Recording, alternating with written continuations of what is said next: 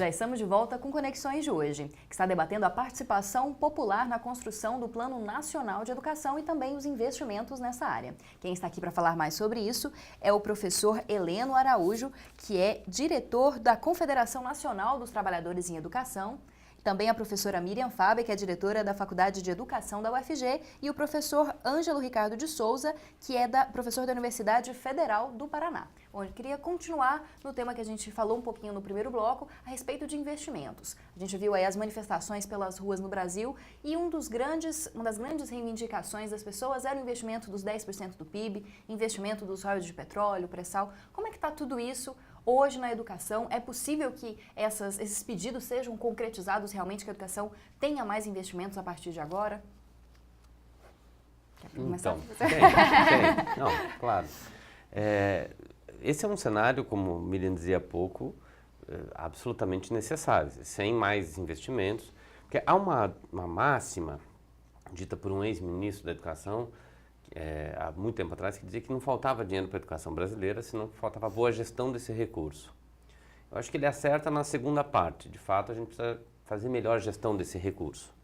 Não acho que o Estado deva abrir mão de buscar eficiência, eficácia, nada disso. Mas não, ele está errado, ele estava errado. Falta recurso, sim.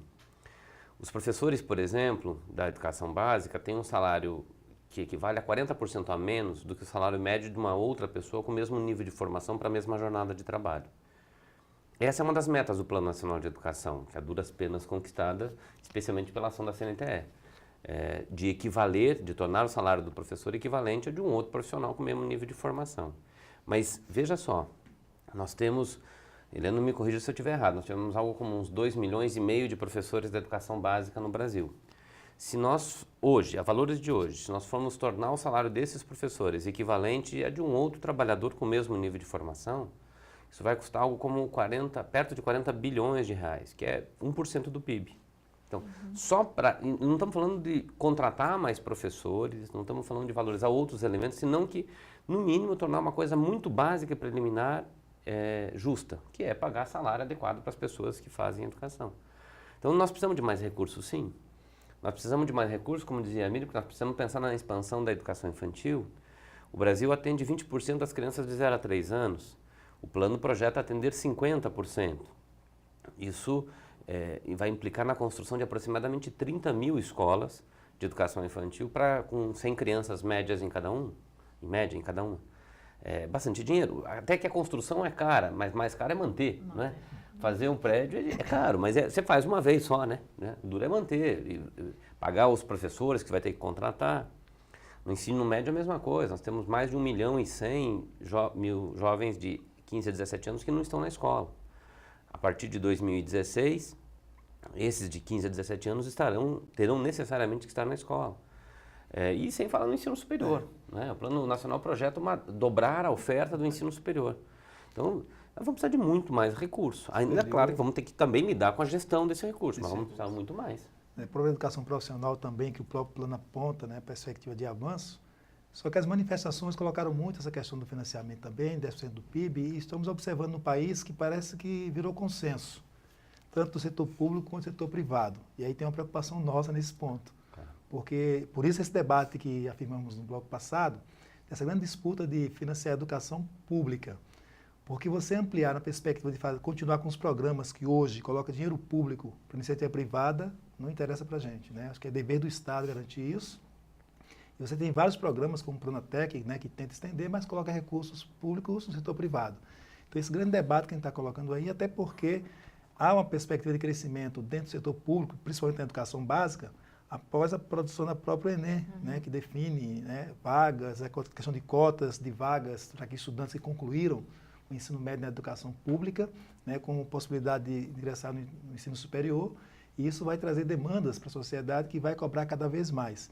Mas queremos que esses recursos venham para a educação pública no processo de expansão, de atendimento à educação básica, que não conseguimos universalizar ainda, e da expansão no ensino superior público, também, já que grande parte das matrículas estão no setor privado ainda, e para a nossa área com dificuldades, porque isso que o Ângelo acabou de falar, você tem um piso que já foi rebaixado para aquilo que a lei indicou. Nós da CNTE afirmamos que se a lei ela fosse aplicada de forma como foi aprovada em 2008 e assinada pelo presidente Lula, você teria um salário inicial para uma professora com a normal médio no início da carreira de R$ 2.327.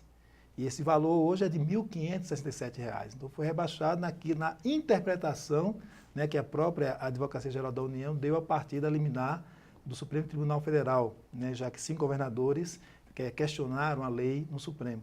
Então esse debate ele é importante acontecer porque agora estamos nessa disputa. Agora reuniram os 27 governadores para exigir que o projeto de lei que está tramitando no Congresso, que reajuste o piso apenas pela inflação, seja aprovado, porque é um grande prejuízo e uma contradição. A meta 17 do PNE aponta a perspectiva de você equiparar esse salário médio do professor com outros profissionais com a mesma formação, que hoje nós recebemos 60% desse valor. Como é que você vai equiparar se você vai fazer uma correção para o futuro só da inflação? Então não tem sentido isso. Então esse debate que está colocado aí para a necessidade de ter mais recursos, sim, dá condições. Tanto para manter quem está hoje em atividade na carreira, quanto para atrair a juventude para essa profissão. O próprio Conselho Nacional de Educação já apontou um estudo. Falta professores agora e vai faltar muito mais no futuro, né? Então, inclusive, tivemos audiência com o ministro Mercadante, né, com essa história de mais médicos e mais professores que ele lançou. Né, de repente tem um projeto no Congresso falando de residência para professor. Eu digo, opa, estamos chegando, né? Então, mais médico, residência, equiparando, então o próximo passo são R$ 10.000 de salário. Você vai equiparando, tem que equiparar a profissão também, a formação. Então, eu acho que tem uma coisa aí na discussão que é, por que a insistência com os 10% do PIB, né? Não dá para pensar a educação no curto e no médio prazo. A gente precisa começar a planejar, e aí a nossa discussão no GT, aqui na Amped, sobre as políticas de Estado, não do governo. As políticas governamentais, elas são muito passageiras. Pensar um plano nacional é pensar 10 anos. Pensar a aplicação do PIB de 10% é pensar 10 anos. E todo o dinheiro extra que vier é para nos ajudar, de fato, a fazer as melhorias necessárias que a educação ela tanto demanda na história brasileira. Então, os royalties do petróleo, por exemplo, é importante que venham sim, mas nós não podemos deixar, né, de garantir que esses 10% estejam como uma política do Estado brasileiro para 10 e daqui, quem sabe, 10 anos a gente pensar uma ampliação, porque esse investimento, ele sustenta um projeto educacional. Sustenta, por exemplo, a melhoria das condições efetivas dos nossos professores, né, dos nossos funcionários escolares, também a nossa condição como professores universitários. Né? A condição dos pesquisadores dentro da universidade, pensando, fazendo as pesquisas e de fato trazendo a contribuição nossa da universidade. Então, tudo isso não pode ser pensado no curto prazo, de 4 anos de um governo. Isso precisa ser pensado pelo menos no médio prazo. A ideia de um plano é bem nessa perspectiva e a insistência do PIB, né, que venham os royalties, que venham outros recursos, mas o PIB é fundamental, porque dele a gente pode ir fazendo planejamento de médio e longo prazo.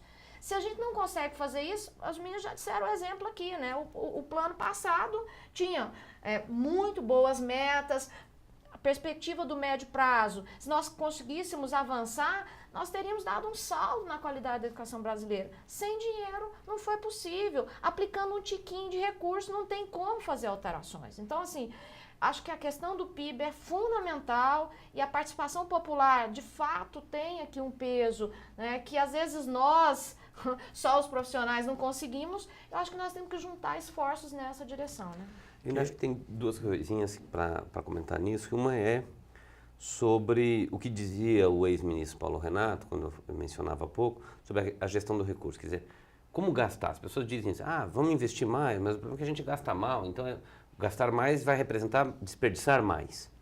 Para isto, já há vários anos, a Campanha Nacional pelo Direito à Educação desenvolveu uma metodologia que foi incorporada pelo Conselho Nacional de Educação por meio de um parecer, que é a metodologia do custo-aluno-qualidade, que aguarda já há 4 anos, 5 anos, uma homologação do Ministério da Educação para se converter em resolução.